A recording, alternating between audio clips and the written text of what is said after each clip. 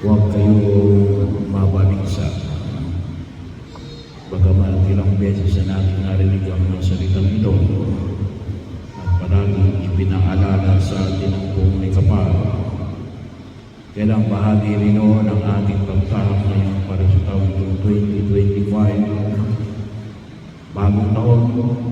At ngayon, din inihatid natin sa huling hantungan o labing ng ating kapatid na si Ray, ay bahagi na kung saan ay kalimitan ay tayo ay nababagawa. Maraming dahilan ng ating pagkabagawa. Sabi na tayo natatakot, kalimitan kasi hindi natin alam ang darating. Isa o ito rin nakatakutan natin. Hindi rin natin alam kung ano ang mangyayari dahil sa isang mahal natin sa buhay ay nawala na sa ating piling. Hindi natin alam kung saan siya patungtungo. Pero bahagi yun ay pinaalala sa atin ng buong may kapal. Sa araw na ito sa Ebanghelyo natin ang pakinggan natin, huwag kayong mapaalala.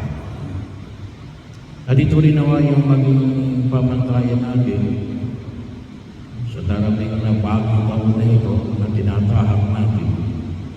Sapagkat sabi nga ay ang kalimitang namamayani sa atin ni Alin ay yung takot sa mga bagay na hindi natin alam. Pero kung tutusin ano yung dapat natin makita,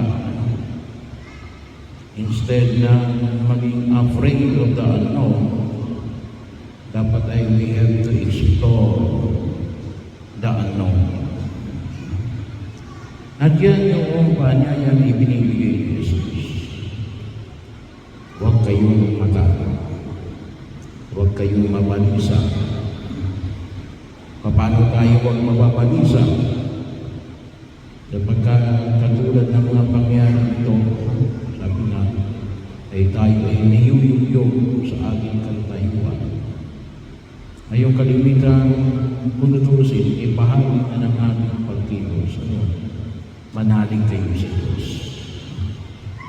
Manalig tayo sa Diyos. Sabi nga natin ng ating pananalig sa Diyos, nakatutulong mo yun.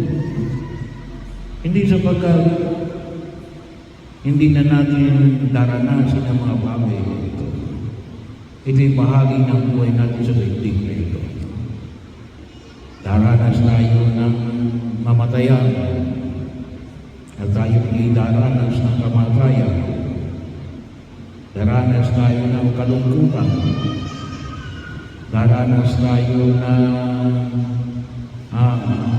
kahirapan. Pero yun din yung panyaya natin ngayong bago manalig tayo na alin. Katulad siyang pinayang sa banal na kasulatan. Yung assurance na hindi tayo papabayaan ng Diyos. Maganda nga yung inilagay rito. Ano sabi ni Jesus? Manalig kayo sa Diyos, manalig kayo sa akin. Maraming silid sa bahay ng aking Ama. Ano bang sabi? Ipaghahanda ko kayo ng matitirang. Mauuna ako at isasama ko kayo sa aking paroonan. So, bahagi inilatag yan ng Diyos sa atin. Kaya sabi na natin, magtiwala tayo. Magtiwala tayo. Manalig tayo. Kasi yun yung pinapamanin sa atin ng mga kapal. Yun kung minsan ang naging dahilan kung bakit tayo ay nagugulutihanan. Yan din kung minsan yung dahilan kung bakit tayo nababagawa. Gawa ng pagiging tao natin. Pero nawa, tayo higit na palagin sa ating pananalig sa ating Panginoon Heso Kristo. Na kung natusin, ay sabi na natin ay ipinangako pinangako na ng Diyos sa atin, wala nang kaibigan niya dati. Kaya kung tutusin natin,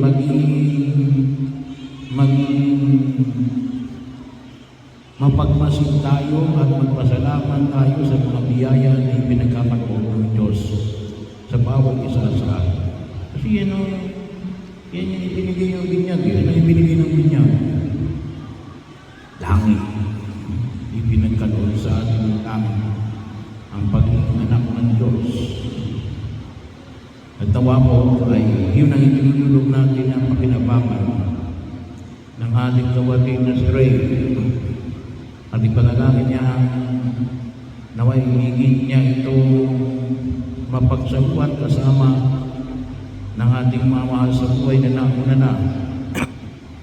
At ipanalangin din natin na nawa na dahil sa sinasabihin niya ng buong may kapal o kahit na doon lamang siya sa purgatorio ay siya rin yung magdasal sa atin na maging matatag tayo na harapin ang pang-araw-araw nating pakibaka sa daigdig na ito habang naglalakbay tayo sa kanyang kaharian. Salamat.